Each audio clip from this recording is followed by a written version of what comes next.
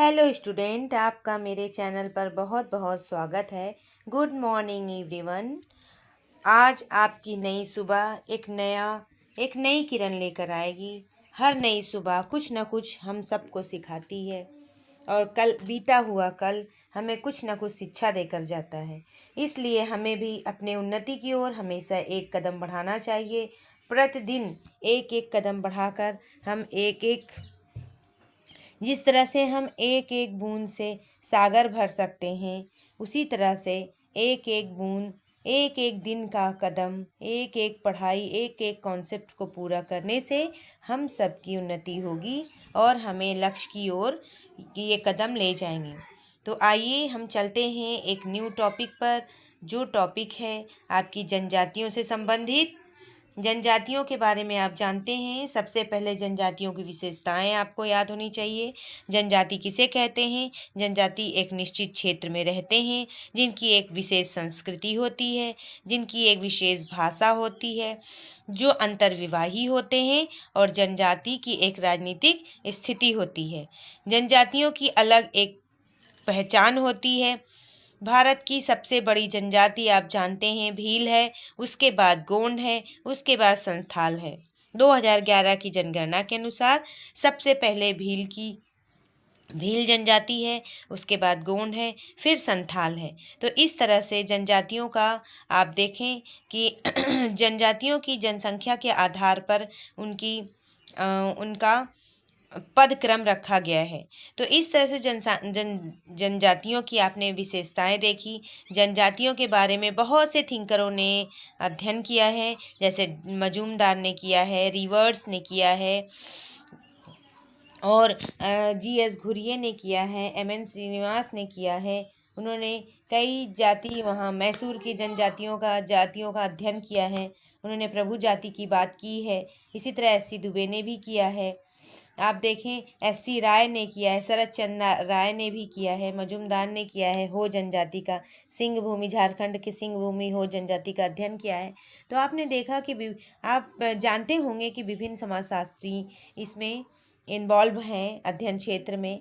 उन्होंने अध्ययन किया। जरना जनजाति का अध्ययन किया गया है और जेम्स फ्रेजर ने भी अध्ययन किया है। मेलानोव्स्की ने ट्रोबियांडा द्वीप समूह का अध्ययन किया। दुर्खिम ने भी टोडा जनजाति का अध्ययन किया। ऑस्ट्रेलिया के अरुंटा जनजाति का अध्ययन किया है। तो इस तरह से आप विभिन्न जनजातियों के द्वारा समाजशास्त्रियों के द्वारा किए गए अध्ययन क्षेत्र के बारे में भी आप जानते होंगे। आप समाजशास्त्र में अध्ययन क्षेत्र को भी याद करें, जिससे कि आपके पेपर में यूजीसी नेट के पेपर में अक्सर और पीजीटी और अन्य एग्ज़ामों में भी ये सब पूछा जाता है कि जनजातियों का क्षेत्र कौन कौन सा है। तो अब जनजातियों के क्षेत्र के साथ साथ हम जनजातियों की प्रथाएं भी देखें।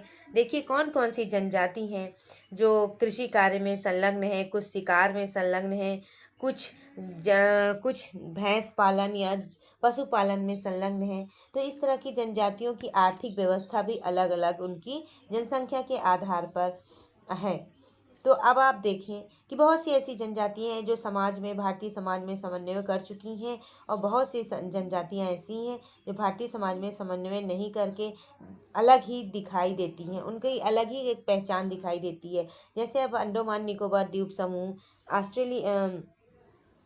जम्मू कश्मीर की जनजातियां हों अलग, या फिर आप देखें अंडमान निकोबार द्वीप समूह की जनजातियां हों, सारी जनजातियां अलग अलग अपना पहचान ली हुई हैं। उनकी पहचान के आधार पर उनकी प्रथाएं भी, उनकी संस्कृति भी, उनकी भाषा भी अलग होती है। तो इस तरह से आप जनजातियों के बारे में अच्छी तरह से पढ़िएगा। आपको अगर जनजातियों से संबंधित वीडियो चाहिए तो आप कमेंट में मुझे लिखिए कि जनजातियों से संबंधित वीडियो लाइए, तो मैं अवश्य लेकर आऊँगी। आप जनजातियों के संबंधित कुछ प्रथाएं भी हैं, जो प्रथाओं के बारे में दो प्रथाओं के बारे में मैं आपको बताना चाहूँगी। देखिए सबसे पहले है लाबोला। जनजातियों की एक ऐसी प्रथा है जो विवाह के अवसर पर भेंट के रूप में दी जाती है। इसमें परिवारों के मध्य पारस्परिक कर्तव्य और दायित्वों का बोध होता है तथा समूह में घनिष्ठ संबंध पनपते हैं। परिवारों के मध्य क्या होता है, पारस्परिक कर्तव्यों की दायित्वों का बोध भी होता है और समूह में घनिष्ठ संबंध पनपते हैं। आदिम समाजों में विवाह के अवसर पर वर पक्ष की ओर से वधु पक्ष को कुछ न कुछ भेंट दिया जाता ही जाता है। आप देखें कि भेड़, बकरी कंबल के रूप में होता है। ये सब उपहार किस रूप में होता है, जैसे भेड़ है, बकरी है, कंबल है, इन सब के रूप में दिया जाता है। लाबोला जुटाने में यदि एक पक्ष सक्षम नहीं है तो उसे रिश्तेदार सहायता प्रदान करते हैं। यानी मान लीजिए कि जनजातियों में दो पक्ष हैं, एक दूसरे से आदान प्रदान करते हैं, और यदि अगर एक पक्ष कमज़ोर पड़ता है तो उसके रिलेशन में जितने लोग होते हैं वो उसको गिफ्ट प्रदान करते हैं या पैसा प्रदान करते हैं, तब वो विनिमय सिद्धांत करता है लाबोला में, इसमें ये बताया गया है। तो अब आप देखें कि वधु पक्ष की भी सारा लाबोला अपने पास ना रखकर अपने रिश्तेदारों में वितरित कर देता है।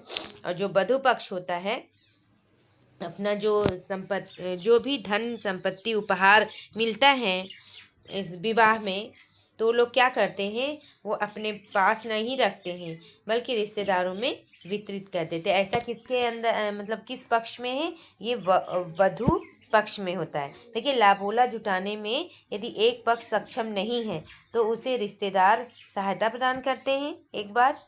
और दूसरी बात क्या है कि वधु पक्ष का सारा लाबोला अपने पास न रखकर अपने रिश्तेदारों में वितरित कर देते हैं। देखिए, आप इसमें फिर से देख लीजिए, लाबोला जनजातियों की एक ऐसी प्रथा है जो विवाह के अवसर पर, यानी जब विवाह होता है उसी अवसर पर भेंट के रूप में दी जाती है जनजातियों में, यानी दोनों पक्ष द्वारा। इसमें परिवार के मध्य पारस्परिक कर्तव्य और दायित्व का बोध होता है तथा समूह में घनिष्ठ संबंध भी पनपते हैं इस तरह से। तो आदिम जाति में विवाह के अवसर पर वर पक्ष की ओर से वधु पक्ष को कुछ न कुछ भेंट दिया जाता है। अगर मान लीजिए वर पक्ष कमज़ोर है, वो सक्षम नहीं है, तो वर पक्ष को उसके रिश्तेदार सब मिलकर उसे सक्षम बनाएंगे, यानी उसे भेंट देंगे, तब वो वधु पक्ष को अपना उपहार या जो भी दिया जाता है वो देंगे। तो इस तरह से आपने देखा उस उपहार में क्या क्या दिया जाता है, भेड़, बकरी या कंबल आदि दिया जाता है। तो आप देखें, लेकिन वधु पक्ष क्या करते हैं, उस उपहार को अपने पास नहीं रखते हैं, जबकि उस उपहार को वो अपने ही रिश्तेदारों में बांट दिया करते हैं। अब आइए, लाबोला को तो आप समझ गए होंगे, लाबोला क्या है। अब अगला है पोटलैच। पोटलैच क्या है? पोटलैच एक भोज है जिसमें कई लोगों को, यहाँ तक कि शत्रु को भी आमंत्रित किया जाता है पोटलैच में, और भोज में लोगों को खूब खिलाया जाता है। यहाँ वस्तुएं नष्ट की जाती हैं, बांटी जाती हैं। यानी पोटलैच में क्या होता है, सभी लोगों को बुलाया जाता है, चाहे शत्रु हो, मित्र हो, रिश्तेदार हो, सबको बुलाया जाता है और सबको भेंट में वस्तुएं दी जाती हैं। संपत्ति या जो भी दी जाती हैं वस्तुएं ही सबको अर्पित की जाती है, और इसमें वस्तुएं नष्ट भी की जाती है, ये दिखाने के लिए कि हम कितने संपन्न हैं। तो वह कितना सामर्थ्यवान है, ये दिखाने के लिए वो वस्तुओं को नष्ट करता है और बांटता भी है। मतलब पोटलैच में दो बातें होती हैं। नंबर एक, वो वस्तुओं को अपने रिश्तेदारों में, अपने घर के लोगों को या अपने शत्रुओं में बांटता है, और प्लस वो वस्तुओं को नष्ट भी करता है, सिर्फ यही दिखाने के लिए हम कितने सक्षम, सामर्थ्यवान हैं, कितना दे सकता है, ये दिखाने के लिए ही वो करता है। इससे उसकी प्रतिष्ठा में वृद्धि भी होती है कि अरे भाई, वो लाबोला में उन्होंने मतलब वो लाबोला कर रहा है, सॉरी, वो पोटलैच उसने किया है, और पोटलैच में देखो कितना ज़्यादा धन वस्तु उसने सबको बांटा है, या कितनी ज़्यादा धन वस्तु उसने नष्ट किया है, ये बातें होती हैं, कोशिश करता है। तो आप देखें, इस प्रकार पोटलैच द्वारा एक व्यक्ति डंके की चोट पर सामाजिक प्रतिष्ठा प्राप्त करने की कोशिश करता है। यह निम्न जनजातियों में पाई जाती है, जैसे हैडा, लिगित और सिमसियन, क्वाटी क्विंटल, हेलिशिका जिसको कहते हैं, क्वाटी कुंटल, हैडा, क्वाटी कुंटल, लिगित और सिमसियन, इस तरह के जनजातियों में ये पोटलैच पाया जाता है। आप नोट कर लीजिएगा, ये बहुत इम्पॉर्टेंट है बच्चों, ये आपका वीडियो आज का बहुत इम्पॉर्टेंट है। आप अपने मेरे इस वीडियो को ध्यान से देखिए और नोट कर लीजिएगा, नोट डाउन कर लीजिएगा। आप मेरे वीडियो को अगर आपको मेरी वीडियो अच्छी लगे तो अपने दोस्तों तक शेयर करिएगा और सब्सक्राइब करिएगा। मेरी वीडियो को लाइक भी करिएगा। यदि आपकी कोई क्योरीज हो तो आप उसको कमेंट में लिख दीजिएगा, मैं उसी तरह की वीडियो आपको प्रोवाइड करवाऊँगी। तो इस तरह से आपने देखा कि मेरी वीडियो आपके लिए बहुत हेल्पफुल है। अब आपका एग्ज़ाम भी होने वाला है, 16-17 अप्रैल में एग्ज़ाम है। तो आप मेहनत करिए और खूब मेहनत करिए जिससे आपको सफलता प्राप्त हो। आपने इतनी देर मुझे सुना, मुझे देखा, मेरे वीडियो को देखा और आए मेरे वीडियो पर, इसके लिए आपको बहुत बहुत धन्यवाद। Thank you so much.